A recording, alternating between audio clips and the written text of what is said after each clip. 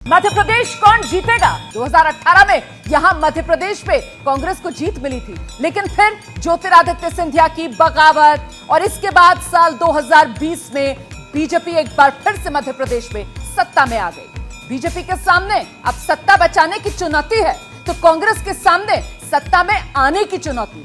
आज ABP news लेकर आया है मध्य प्रदेश का पहला और सबसे बड़ा ओपिनियन पोल।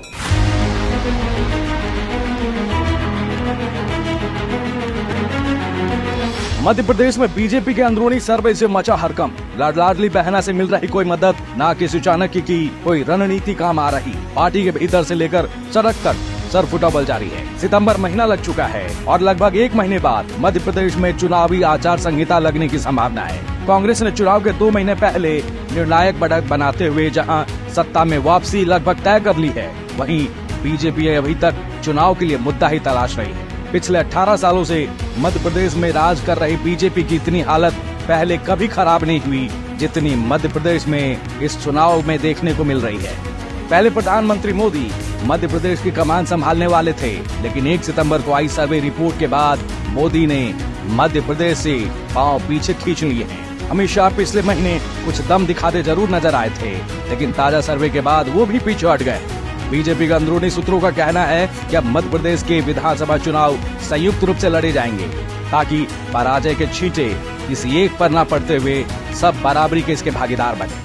अब बारी है मध्य प्रदेश के नंबर की, वो आंकड़ा जिसका आपको बेसब्री से इंतजार है, जिससे तय होगा मध्य प्रदेश में किसकी सरकार। सबसे पहले रीजन के लिए आपको लेकर चलेंगे। तो क्या है बीजेपी का ताजा सर्वे जिसने उड़ा दी है बीजेपी की नींद। चंबल क्षेत्र में कुल सीट 34 है, जिसमें बीजेपी की ताजा स्थिति क्षेत्रवार बताते हैं। बीजेपी को 4 से 6 सीट, कांग्रेस को 28 से 30, जबकि अन्य को 0 से 2 सीट मिलने की संभावना है।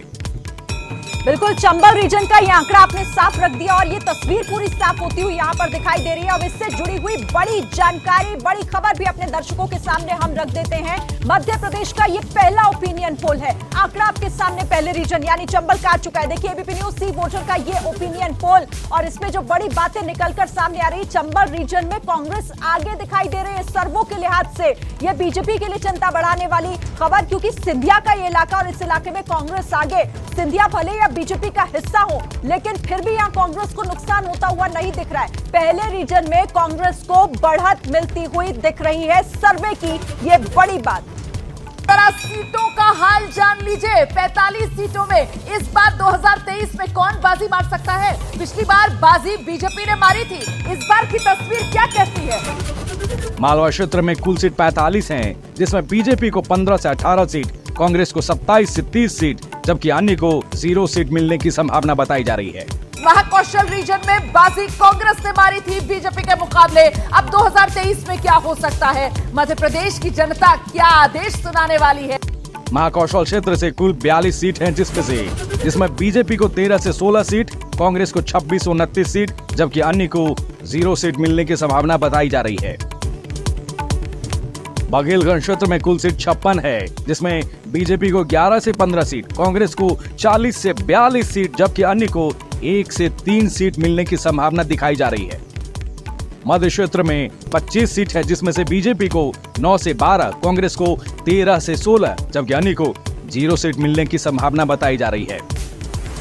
निमाड़ क्षेत्र में 28 सीट है, जिसमें से बीजेपी को 11, कांग्रेस को 16 और अन्य को 1 सीट मिलने की संभावना बताई जा रही है।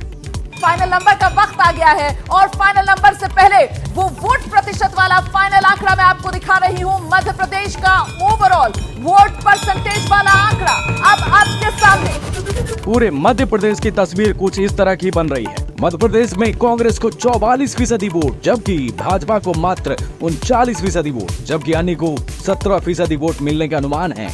इंतजार खत्म करते हैं आपका। मध्य प्रदेश का फाइनल नंबर बिना इंतजार के आपके सामने, ये लीजिए।